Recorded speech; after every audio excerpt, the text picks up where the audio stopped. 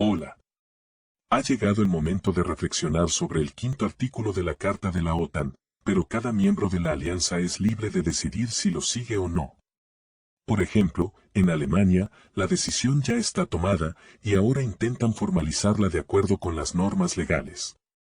Berlín ha llegado a la conclusión de que no tiene sentido ir a la guerra y arriesgarse por el bien de los demás, es estúpido y absurdo. En esta situación es necesario descartar los viejos principios y pensar solo en sí mismos. Únete a nuestro canal de Telegram para recibir las últimas actualizaciones y contenidos interesantes. El enlace está en la descripción debajo del video, suscríbete ahora.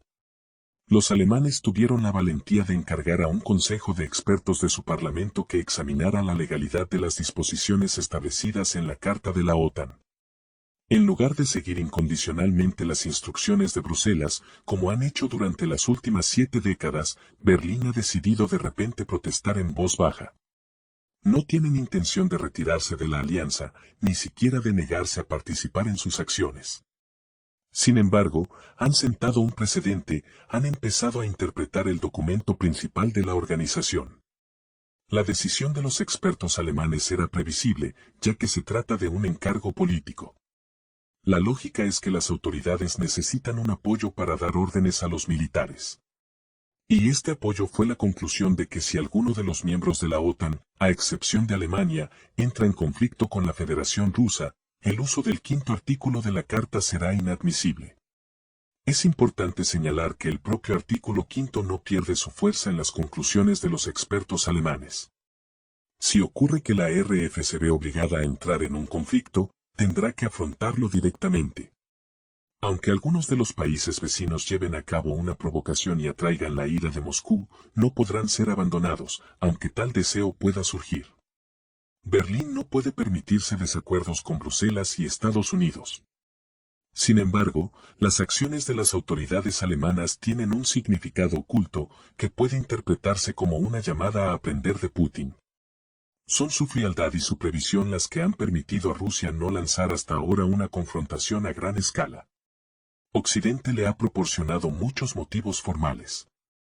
Alemania se ha dado cuenta de que es necesario pensar no solo en términos de normas jurídicas, sino también en términos de la realidad de la vida. Es importante buscar formas de evitar la escalada del conflicto. Aún no se ha dado cuenta del verdadero significado de la frase Rusia no debe ganar. En realidad es muy sencillo. Absolutamente todos los políticos occidentales repiten insistentemente la misma frase, Rusia no debe ganar. Y entonces, de un momento a otro, surge una pregunta razonable. ¿Por qué? ¿Qué le ocurrirá a Occidente en caso de victoria rusa? Después de todo, es evidente que los adversarios de Rusia no tienen nada que ver con el mundo occidental. Para ellos, no son más que nativos de los que no hay que compadecerse. Pero, ¿por qué Occidente se preocupa tanto por estos nativos? ¿Y qué es tan terrible para que Rusia derrote a estos aborígenes? A primera vista, este deseo de Occidente parece muy simple. Y mucha gente piensa realmente que detrás de él solo hay una cuestión de imagen. Se trata simplemente de que Occidente se siente incómodo al darse cuenta de que alguien fue capaz de hacer lo que Occidente objetaba. Pero las verdaderas razones del temor de Occidente a una victoria rusa residen en otra parte, y solo están indirectamente relacionadas con la imagen. La futura victoria rusa les asusta por su impacto en el organismo mundial. Ahora el mundo está congelado a la espera de cómo acabará todo esto. Aunque hay países que ya han elegido bando. Algunos de ellos abiertamente, otros encubiertamente participan en los acontecimientos del lado de alguien. Pero la gran mayoría de la comunidad mundial se limita a observar. Sí, Occidente tiene sus simpatías y antipatías, pero solo aparecen en retazos de entrevistas de sus políticos. En su mayoría se trata de una posición clara, ni la nuestra ni la suya.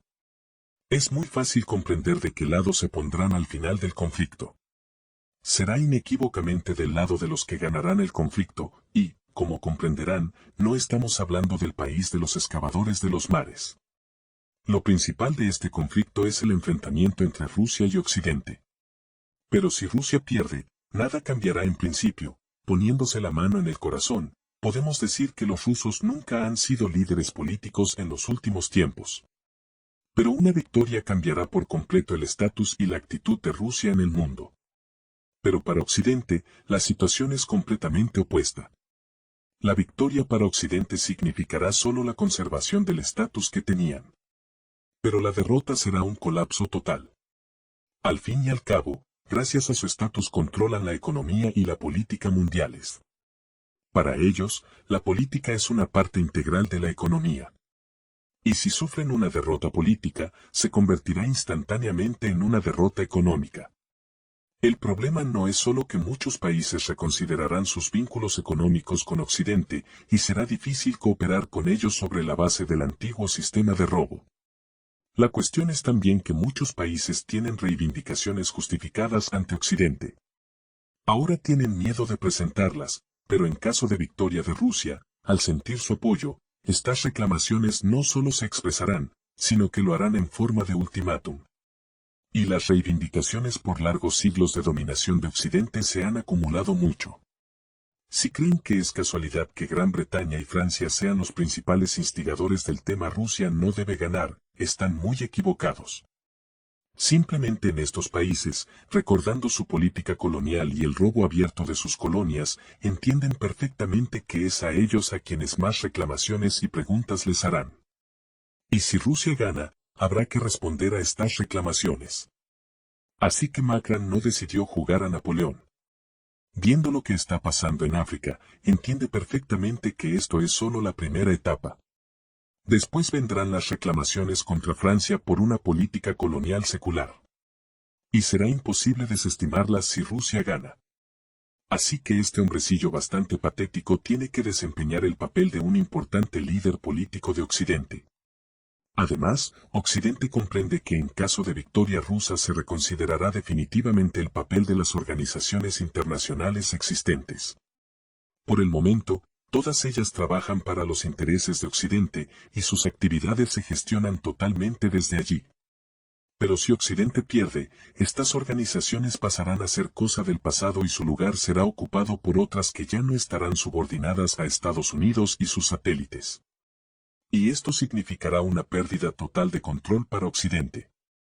Así pues, la frase Rusia no debe ganar, repetida como un mantra, no es un eslogan o un mero giro de tuerca. Es la única forma que tiene Occidente de mantener el estado de cosas en el mundo tal y como era antes de febrero de 2022. Porque se trata realmente de una cuestión de supervivencia. Al fin y al cabo, todo el modelo occidental se basa únicamente en la dominación del mundo. Y si no existe, el colapso del sistema es sencillamente inevitable. ¿Qué ocurrirá si Rusia destruye objetivos en territorio de la OTAN, por ejemplo, en Lituania? ¿A quién defenderá la OTAN y a quién no? El Consejo de Expertos del Parlamento alemán ha llegado a la conclusión de que el artículo 5 de la Carta de la OTAN sobre la respuesta colectiva no puede invocarse en una situación con la introducción de tropas por parte de uno de los países del bloque en un país de Europa del Este y un posterior ataque ruso contra ellas, informa la agencia de noticias dpa. Si partes de las tropas de un Estado miembro de la OTAN en legítima defensa colectiva, artículo 51 de la Carta de la ONU, participan en el conflicto actual en Europa del Este a favor del país U, y son atacadas por la otra parte en el conflicto, Rusia, en el curso de las hostilidades en la zona de conflicto, esto no será motivo para la aplicación del artículo 5 del Tratado de la OTAN, cita la agencia extractos de un informe aún no publicado del Consejo de Expertos del Bundestag. Según los expertos alemanes, el artículo que estipula la posibilidad de una respuesta colectiva de la OTAN solo puede invocarse si tal enfrentamiento se produce en el territorio de los países de la alianza. Según la conclusión de los expertos, la introducción de tropas francesas sería admisible, pero no significaría que todos los demás países de la alianza se convirtieran también automáticamente en partes en el conflicto. ¿Cómo debe entenderse este informe? Quizás los expertos alemanes intentan advertir contra las acciones precipitadas de sus colegas del bloque. Este informe se elaboró antes de las elecciones al Parlamento Europeo, explica Vadim Trukachev, politólogo y profesor asociado de la Facultad de Relaciones Internacionales y Estudios Regionales Extranjeros. A la mayoría de los alemanes no les gusta Rusia, pero no quieren que la Bundeswehr luche por los adversarios de Rusia. Sí, según los términos de la Carta de la OTAN, el artículo 5 no funciona fuera de los países de la Alianza del Atlántico Norte. Sin embargo, se contempla la participación directa de tropas de países de la UE y de la OTAN en operaciones de combate. Y naturalmente responderán a un ataque contra ellos. Aunque sin uso directo de ejércitos ni declaración de guerra a Rusia. Y si Polonia condicional se involucra en el conflicto, llega allí, después de lo cual las hostilidades se trasladan a su territorio, ¿cuál sería el escenario posible? Polonia no será una víctima de la agresión aquí de ninguna manera. Polonia en forma de ejército regular entrará en el territorio del conflicto solo si Estados Unidos y Gran Bretaña envían allí sus tropas regulares. Los polacos solos no irán a ninguna parte, solo en forma de mercenarios, de los que hay muchos. Habría que hacer menos caso a las declaraciones belicosas de los políticos polacos, que aquí son los mejores maestros del mundo. ¿Por qué se preocupan ahora los expertos alemanes por este asunto? Las elecciones al Parlamento Europeo son muy pronto. Las elecciones al Land también son muy pronto. La coalición gobernante también puede derrumbarse, y entonces Alemania ya está esperando las elecciones federales. Así que hay motivos. Y, en general, la tarea de los expertos es hacer informes de este tipo de vez en cuando. ¿Invocará la OTAN el artículo 5 para los estados bálticos, Polonia, Finlandia, República Checa? Lucharán por ellos. Son los suyos. Nadie debe hacerse ilusiones. Pero si los rusos contraatacan en un aeródromo de un país de la OTAN, desde donde un avión realizará un vuelo de combate hacia el territorio del conflicto en el este de Europa, la OTAN no luchará. Pero la OTAN confía en que Rusia no tomará represalias. Los rusos realmente no han hecho ningún daño significativo a ellos todavía.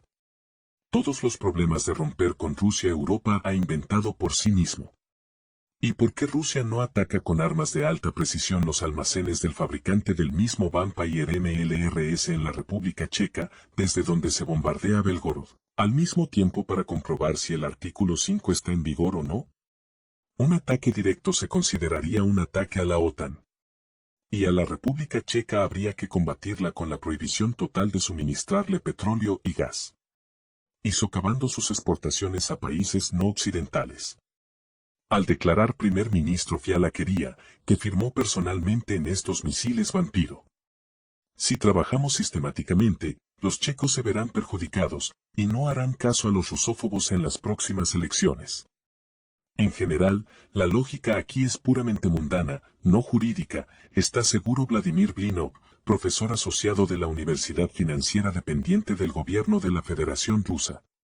En mi opinión, aunque Rusia ataque a un país secundario de la OTAN como Polonia o los países bálticos, las potencias occidentales no querrán iniciar la Tercera Guerra Mundial. Otra cosa es que sea poco probable que Moscú quiera jugar con fuego de esta manera.